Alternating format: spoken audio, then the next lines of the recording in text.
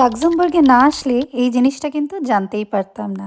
High everyone, this is Megha and welcome back to my channel. লাক্সেমবার্গে আসার পরে কিন্তু আমার এই জিনিসটা বেশ শকিং লেগেছিল। এখানে সানডে মোস্টলি কিন্তু দোকান বাজার সব বন্ধ থাকে except few grocery stores.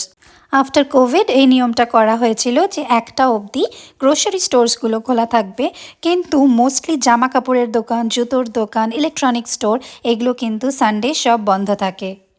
So Sunday যদি গ্রোসারি করতে যান তাহলে একটার আগে করে নিতে হবে, নাহলে কিন্তু মুশকিল।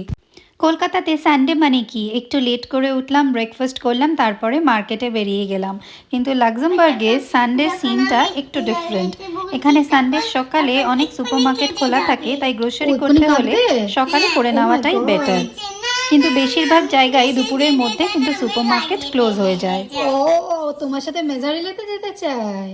হ্যাঁ ড্যাডি স্কুলে। ও ড্যাডি স্কুলে যাবে? না ড্যাডি और बिग ब्रदर ব্রাদার না ব্রাদার। ওর আবার বিগ ব্রাদারও আছে? ও সে স্কুলে যায়? ওকে, बिग स्कूले বিগ স্কুলে। 6 आंसर। 6 আনসার। আচ্ছা আচ্ছা। আর এই একটাই বেবি ক্রেশে যায়, আর কোনো বেবি নেই?